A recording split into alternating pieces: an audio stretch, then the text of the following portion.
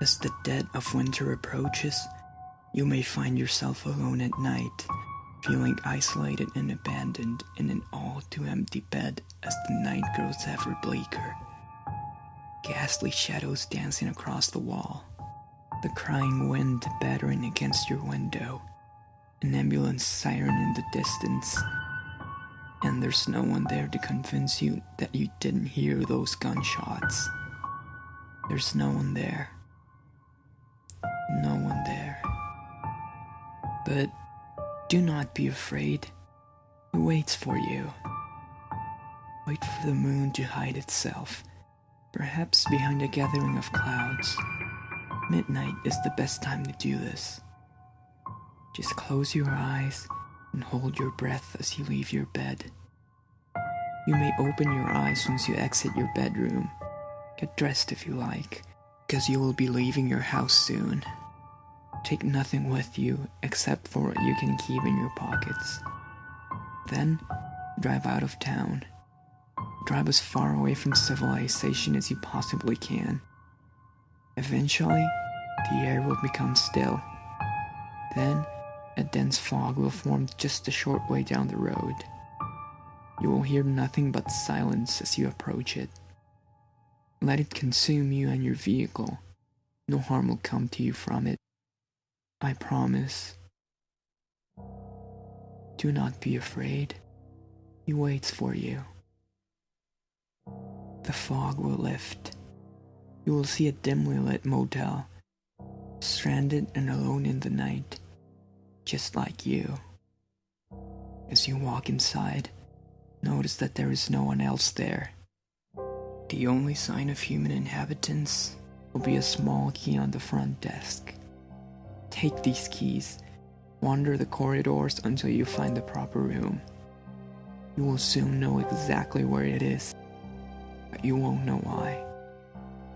Use your key to enter this room. Walk in and lie down in the bed.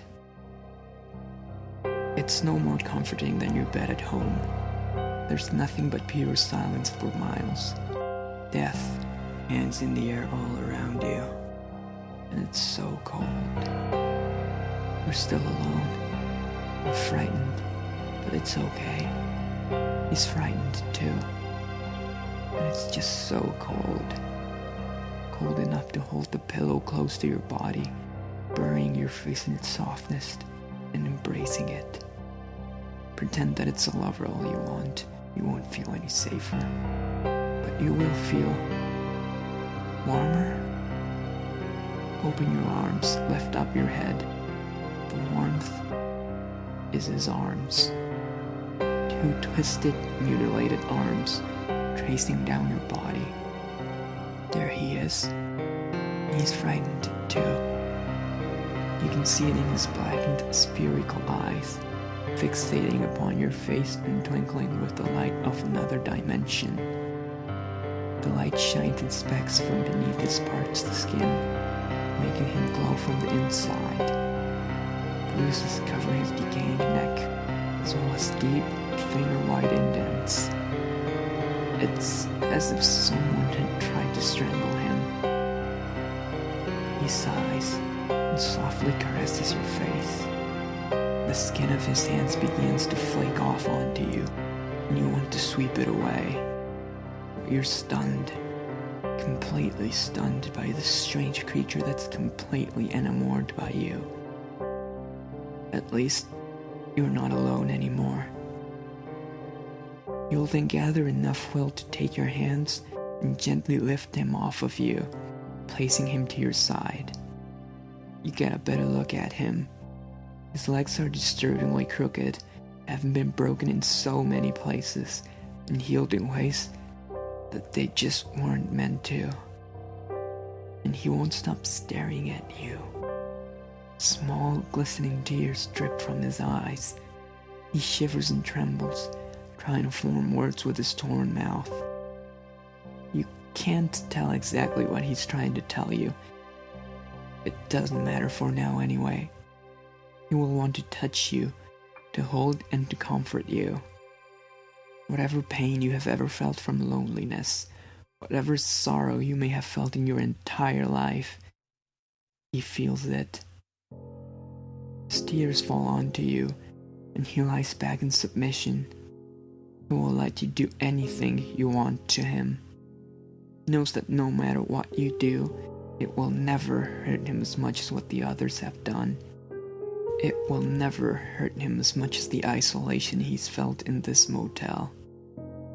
As you gaze upon his twinkling eyes, you may gain a sudden urge to mutilate him and punish him for existing the way he does. But please, be kind.